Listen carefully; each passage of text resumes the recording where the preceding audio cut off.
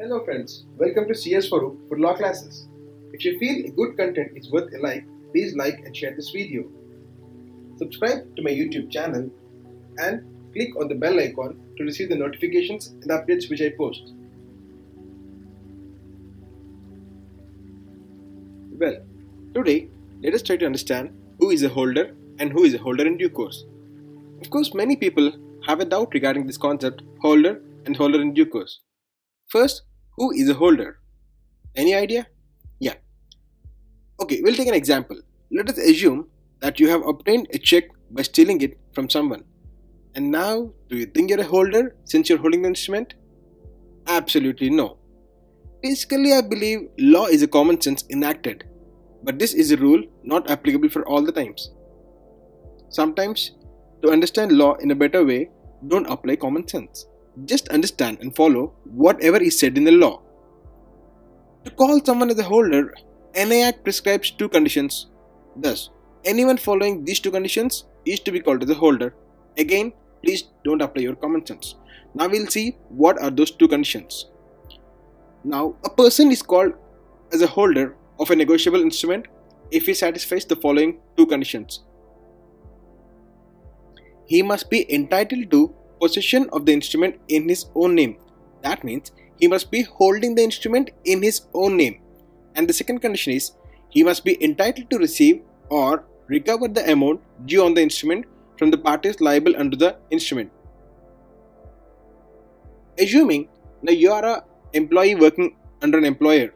Now the whole month you'll be working and at the end of the month you'll be receiving salary. So, you are a person who are entitled to receive or recover the amount for the whole month you have worked in the company. So, you are entitled to receive. So, if a boss gives you a check, now you will be called as a holder. Let's take a small example. Mr. X gave a salary check to his employee, Mr. Y, an amount of 1,25,000. Now, can you call Mr. Y a holder? Absolutely yes, because Mr. Y is an employee who worked under X for the whole month and he got the instrument on his own name, assuming X drawn a check and gave it to Y. And Y is the person who is entitled to receive the amount of 1.25 lakhs in his own name. So, Mr. Y is satisfying both the conditions. One, he is in the possession of the instrument which X gave to Mr. Y. And the condition number two, he is entitled to recover the amount whatever X is supposed to give to Mr. Y. The same example, let us continue it a little further. X gave a check to Mr. Y and assume Mr. Y lost the check and Mr. Z found the check on the road. Now tell me, can you call Mr. Z a holder? Absolutely no, because Z is not entitled to the possession of the instrument in his own name. The instrument is drawn on Y's name. And the second condition also is not fulfilled because Z is not entitled to receive or recover the amount due on the instrument. Y is the one who worked for the whole month and he is entitled to receive the salary. But Z, who found the check on the road, he is not a holder. He is not entitled to receive or recover the amount whatever is there on the instrument. So now Z cannot be called as a holder. Understand? Very good. Now let us try to understand who is a holder in due course. Again, I am repeating the same thing, the same logic. Please don't apply your common sense, just follow whatever is said in the Act. Now, who is a holder in due course? The Act has prescribed 4 conditions to call a person as a holder in due course.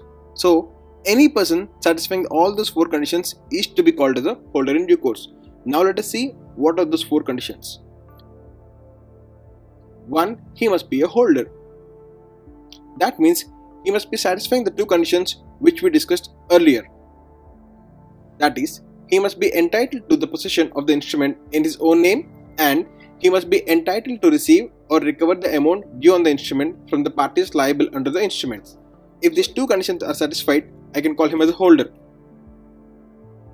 Second condition, he must have become a holder for consideration. Such consideration must not be unlawful and need not be adequate. And the third being, he must have obtained the instrument before the maturity date.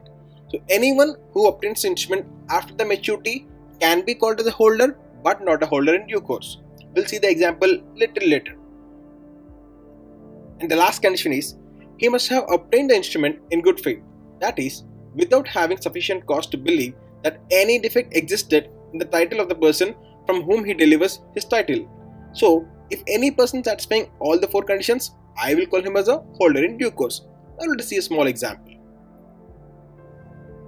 On 5th March 2018, Mr. X gave a salary check for the month of February 2018 to his employee Mr. Y for an amount of 1,25,000. The same example which we have seen for holder.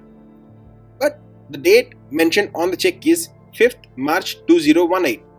Now the salary check is for February 2018 and the date of check is on 5 March 2018. Now I can call Mr. Y a holder as well as a holder in due course.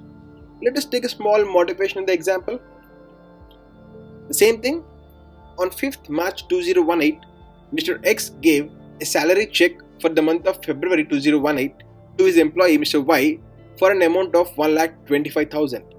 But here, the date mentioned on the check is 5th November 2017, that is 4 months predated check. Did you notice it?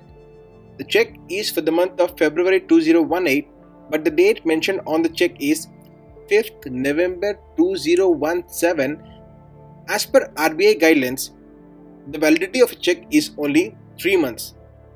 That is, any check which is more than 3 months old is called as a stale check. Now, in this example, if you can observe, the check is drawn on 5th November 2017. So, it is valid for only 3 months. That is, 5th December, 5th January and 5th February 2018. So, it shall be ending on 5th February 2018. But today we are on 5th March 2018. That is 1 month additional to the 5th of February. So, the check has become stale check. Now, Y is an employee who worked for the whole month of February 2018 and he must be entitled to receive the instrument in his own name. Also, he is entitled to recover the amount whatever is mentioned on the instrument. Right? Now, X gave a check on 5th March 2018 but dated on 5th November 2017.